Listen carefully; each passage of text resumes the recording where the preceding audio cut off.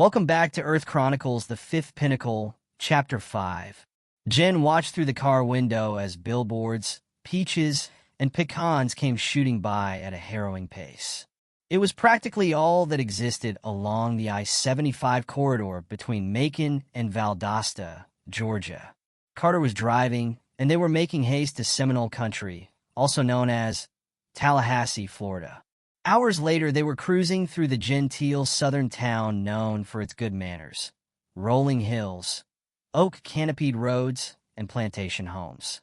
After crossing through the historic district, they pass a bar, a couple of restaurants, and an art gallery, and then turn down a tree-lined street that looks more like a canopy of green and white flowers.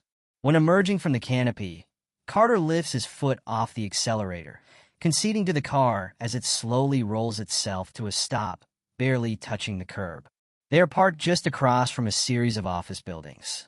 He swipes his hand over the windshield, smearing a little moisture buildup from the air conditioner. "Jen, can you read the number on that building?" "I think so." Sitting up in her seat, she presses a small knob, and the electric motor can be heard lowering the window. It's 2442. It's called the Tallahassee Government Building. One would never know the CIA has their southeastern headquarters here. "You can't be serious?" "I am absolutely serious. But you told me we were just visiting one of your coworkers who was transferred to Tallahassee." "We are. Dylan works here." "Dylan, the chemist?" "The chemist, the CIA operative, the future lab pharmaceutical spy." "What? Are you certain?" He replies sarcastically. "Is the air humid in Florida?" She sinks back into the seat. "Then, I guess you're certain?" "Dylan and the CIA pulled a fast one on us. He knows all about my Gramps. They used technology on him that Ansel and I weren't aware of. We were kept in the dark for who knows how long on that one. Dylan knows about his transformation, and I'm pretty sure he knows where he's at right now. I suspect they may even be keeping him at this location. You ought to come, then." "I get that. It is safe, though, right?" She's looking into his eyes for confirmation. "I mean, this is not something you're accustomed to." Carter lifts his arm, moving it across the seat behind her head. "I always did love the tint of your hair." He brushes it back and starts massaging her neck. "What color is that anyway? It's not brown or red or—" She moves his hand around to her face and kisses it. "Sugar, it's from a bottle. It's called Intense Auburn. I thought it was natural. A girl's hair, natural in today's world? Not likely." She kisses his hand again. "But thanks for the thought. Sorry if my confession disappoints you. I still like the tint. So, when are we going inside? You, darling, and your beautiful hair are staying in the car." "No, I'm not. I didn't come with you all the way from Kentucky to sit in the car and fiddle my thumbs. I'd go crazy." "You asked if it was safe. The thing is, I don't really know. I'm thinking probably, but..." Carter pats his side under his arm. "I'm packing just in case." "What? Do you even know how to use a gun?" "Why does everybody assume I'm clueless when it comes to guns?" "Because, Carter, hello, you're a chemist, which is almost like being a professor. You're not exactly the gun-handling kind. You got it from Jimmy, didn't you? No wonder they shut him down. I've been practicing out by the old closed-down coat factory. It's a Glock, and it's easy to use. I only have it just in case. So, don't worry. I'm not going in there waving the thing." "Oh, I'll worry all right." She reaches out and places the back of her fingers softly on his face. "Do you remember a few years ago when we first met? We hit it off from the start, but never really got to the next level. I couldn't stop thinking about how handsome and smart you were, although maybe a little spoiled. I used to chase you around the coffee shop like you were a butterfly, like I was trying to see your colors, and in a way, I wanted to know everything about you. But you just kept palpitating out of my reach every time I thought it was going to get serious." She can sense something in Carter. His eyes are widening. "Your wings still flutter in my heart." He chuckles out loud, not even trying to hold it back. She slaps at his arm. "Stop that. I'm being serious. You've been reading in that book of poems again, haven't you?" "Okay, so I overshot a little, maybe more than a little, but I think you know how I feel. I don't want you to do anything that might put you in danger." She slowly moves her fingers to his lips, slightly presses down, hesitates a few seconds, then moves them to the other side of his face. From there, she glides them down to his shoulder, then farther down until her hand rests atop the Glock pistol. If you leave it in the car, I'll stay put. Otherwise, besides, it's a government building. You'll have to pass through security, and there will be cameras everywhere. You'll just end up in jail. He puts his hand over hers and the pistol. I had thought of the security. This building's a little bit different than other government buildings. There are certain rooms you can't get into without authorization. Those rooms are heavily guarded. Otherwise, you can maneuver around like any other building. I did some poking around at work the other day. Dylan's office isn't guarded. I've been working out the details for months, ever since Gramps disappeared. I've covered every possible scenario. So, if you feel like you must come, then come. Truth be told, I kinda expected it. But I'm not leaving the gun. Like I said, it's for just in case. Her eyes have a heaviness to them. She squints at him, then relaxes and starts smiling. Who are you? I mean, I've never seen you act like this. It's like you've reinvented yourself or changed to another person. I'm not sure if it's for the better or the worse. I feel the same way, but my Gramps is in danger, and I think I'm responsible. I have to do something. She removes her hand from the pistol, moves it across her body, and opens the passenger side door. Then we'll do it together. While they both make their way through the crowded lobby, Carter suddenly stops, fixing his gaze on an information board with directions. He is keenly conscious that he is breaking the law by carrying a concealed gun into a government building.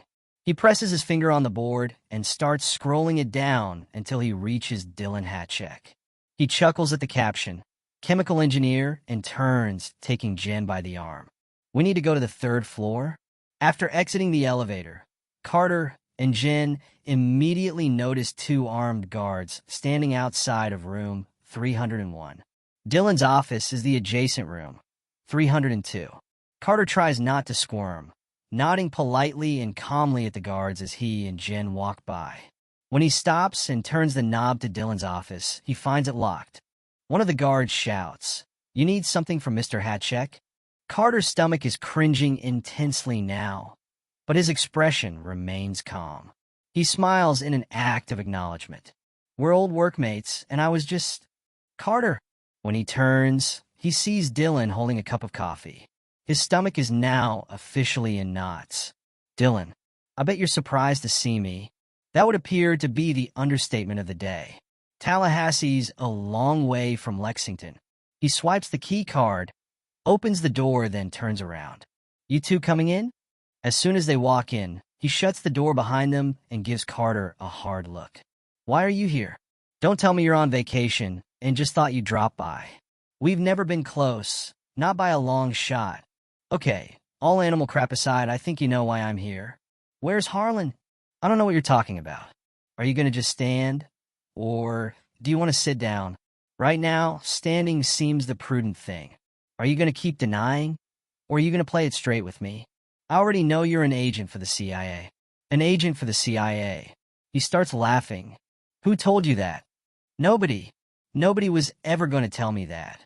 It took a little snooping around to find that out. Carter, I'll tell you the same thing I already told you. I don't know what you're talking about. Yes, I think you do. It was you who encouraged me to use Harlan for the injections. And this is all I get, a denial? The least you can do is tell me if he's okay. I have no idea where Harlan is.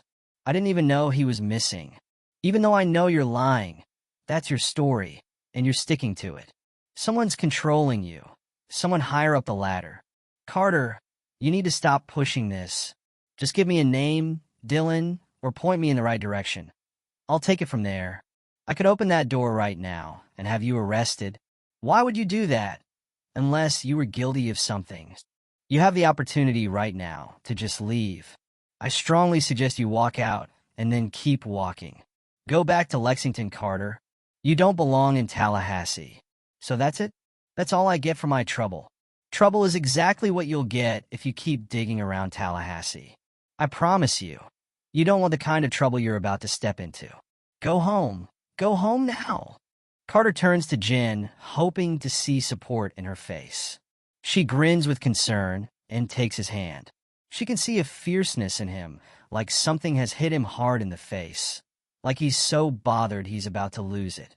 When he turns back to Dylan, he sees him looking into his phone. He tries to choose his words cautiously this time. I see they take good care of you here. Much better than Lexington. I can't complain. Dylan is now punching his phone and fidgeting like he's in a hurry to go somewhere. I notice you have two-tone dress shoes and straight creases in your slacks, but in Lexington you always wore jeans. The dress code must be pretty strict around here. Dylan seems to be in his own thoughts. What Carter was saying was going in one ear and out the other. He keeps punching his phone. Right. And the traffic is much worse here. They got us in the city, so... Traffic? I suppose that could be dangerous. What more do you want, Carter? He says this without looking up from his phone. Carter reaches into a round container on the desk, pulls out a yellow pencil, holds it up into the air, and snaps it in half, causing Dylan to look up surprised. You must be out of your mind if you think I'm leaving without any kind of an answer. It's too bad you can't let this drop, Carter. But I'm not your nursemaid, and I don't owe you anything. He turns his gaze on Jen. You got a pretty woman with you. Why don't you show some responsibility toward her? Wait to settle this another time. Your negligence in this matter could cost her, too. Negligence. There was a time when you weren't such a fart. It's been a while since we were straight out of college. I don't know what infected you. Maybe it was the CIA, or maybe you think you got some great road lying in front of you. Whatever it is, it sure turned you into an ass. What happens next is over in about a minute. Dylan lunges from his seat, shooting halfway across his desk, flinging a fist wildly. Carter meets him with two hands, snatching at his throat. The two men fall across the desk, twisting their bodies, trying to seize the first thing they get their hands on to strike the other with. While straining to hold on to each other, the container of pens and pencils along with a writing pad and Dylan's coffee go flying, crashing into a wall. They roll one way then the other, repositioning themselves. Their heads are bent down, their foreheads touching, their arms and hands clasping onto the chest of the other. They are so enraged they cannot even utter a word. Suddenly, the door bursts open, and the two guards separate them. I ought to have your head smashed in. Dylan shouts. His shirt is ripped at the chest, and he has a red mark on his chin. With a superhuman effort, Carter shakes off the guard clinging to him. Breaking loose, he backs against the door, pulls the Glock pistol from its holster, and aims it at Dylan. All the struggles Carter had dealt with the last few months were now at a crossroads. One of the guards started after him, but seeing him point the gun his way, he changes his mind. Seeing the guard stop, Carter hurried the gun, pointing it back at Dylan. I should shoot you right now for what you've done. He was so worked up that it looked like he was going to pull the trigger. Dylan backs up, covering his face with his hands. Carter grabs Jen by the hand. Consider yourself lucky this time. The two back out the door, slamming it shut behind them, and go running down the hall. As soon as they turn into another hallway, they are instantly stopped by several security guards and the wearer of the brown hood. The guards quickly seize Carter and get control of the pistol. When Jen tries to turn around and run, she bumps right into the arms of two more guards coming from the other direction, the same guards they had just run away from.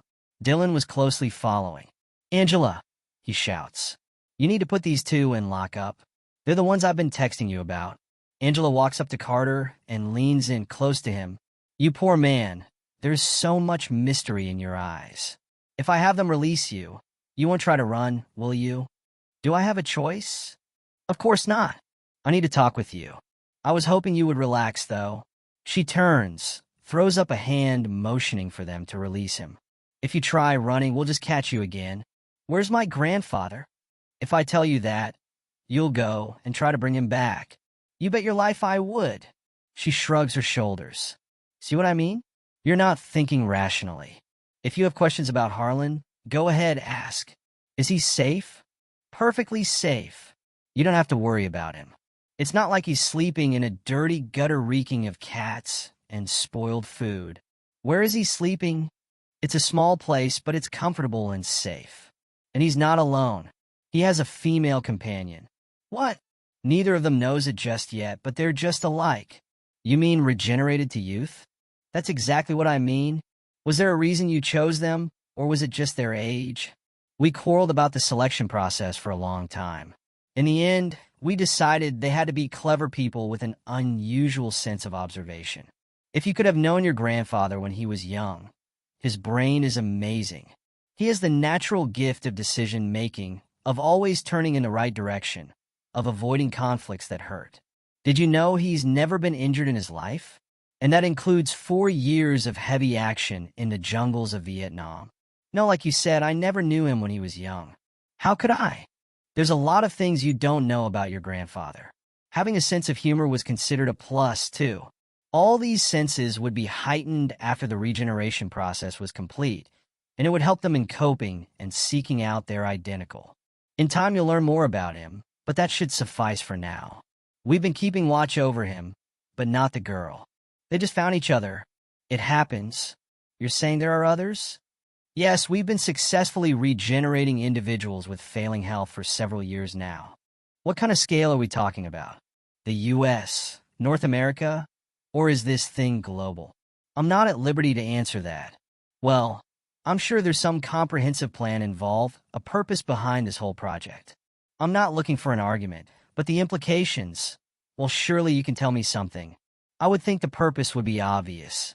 Now you're just being condescending. Isn't it enough to know that people can be made young again and can live indefinitely? I worry about the ones calling the shots. What of it? For starters, who are they? And how many regenerated people are we talking about? Is there some sort of selection lottery involved? I mean, there's a lot of clever, old sick people. Are you listening to yourself? You're overthinking this. I'm pretty sure it's not possible to overthink something of this magnitude. And what's the pinnacle? Is that the location where you're keeping him? I'm not at liberty to tell you that either. She starts smiling. They told me you were smart. Apparently not smart enough, because I'm getting nothing out of you. Maybe I should go about this from a different angle. What can you tell me? I can tell you that I received a message from our leaders yesterday. In it they said, they sympathize with those like yourself. There are other relatives of those whom we have regenerated. They have similar questions to your own. In the future, everything will come out, but there is nothing to be said now. So, that's it then? Yes, Carter, that's it at least for now. Angela makes a motion with her arm, pointing it behind her. Do you see those double doors? He looks past her to the far end of the hallway. Yes. Beyond them, you'll find a circular stairwell. At the bottom are doors leading to the outside. You are free to go. You're not worried about me going to the police? It wouldn't do you any good. You know very well how this story would sound. You haven't gone to the police yet, and you're not going to. You've tried what you thought to do. Now you're free to go. Dylan watches as Carter and Jen walk past Angela. He is still enraged about the altercation and without thinking walks in front of them, blocking their exit. You owe me an apology. Carter's head tilts downward slightly. I already told you once. You should count yourself lucky this time. You got a nice setup here. Maybe you should be satisfied with your 3-story corner room with a view and leave this one alone. I don't think so. Dylan starts to make a move when a swiftness from Carter catches him off guard. He takes a fist to the stomach, buckling him at the waist and emptying all the breath in his lungs. Before he can respond, Carter smashes him with a right cross to the jaw, splitting the air with the sound of breakage and pummeling him backwards to the floor. He lies there holding his gut, gasping for air. You always were a half-wit. You never listened to anyone but yourself. Carter turns back to Angela. You mind if I have my gun back? I didn't attain it legally, so it cost me triple the money. I won't try anything. I'm not worried about that. She turns to the guards. Give it back. Thanks. He places the pistol back in its holster, takes Jen by the hand, and glances down as they step over Dylan. You'd better get up soon, dude. I see the graveyard and the pallbearers coming to get you. I think this funeral's over. They now had a clear path leading them to the outside. They walked away with resolute steps, calmly though, as if they were already home. In the wee hours of the morning, Carter's house sits dark and empty. Only in the small foyer did a tall floor lamp cast its dim light down a long hall, barely touching the other rooms. He was beside himself, wondering if his position at Future Lab Pharmaceuticals would be threatened or if his reputation would suffer from the incident in Tallahassee. He and Jen plopped down on the sofa, tired from the long drive. Jen rests her head on Carter's shoulder. Do you think the news is already spread? She yawns. I mean, do you think they'll fire you? I wish I knew. It doesn't matter, though. Whatever the cost, I've got to find Harlan. I won't stop until I know for certain he's okay. Another reason for his agitation was that he had once again fallen for Jen. There was something unique about her, something that made his attraction irreparable. He had no time for romance, and yet he found her irresistible in a crazy, desperate kind of way. He could feel her hair against the cheek of his face, could smell her femaleness, could almost taste it. He lay his hand atop her head and started lightly pulling her hair through his fingers. Intense auburn? Yes, that's the color.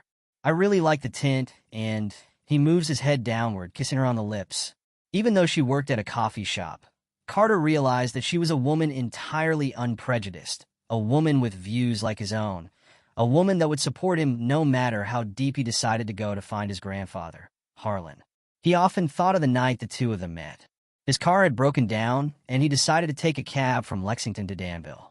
When he put his hand on the cab door, her hand fell atop his.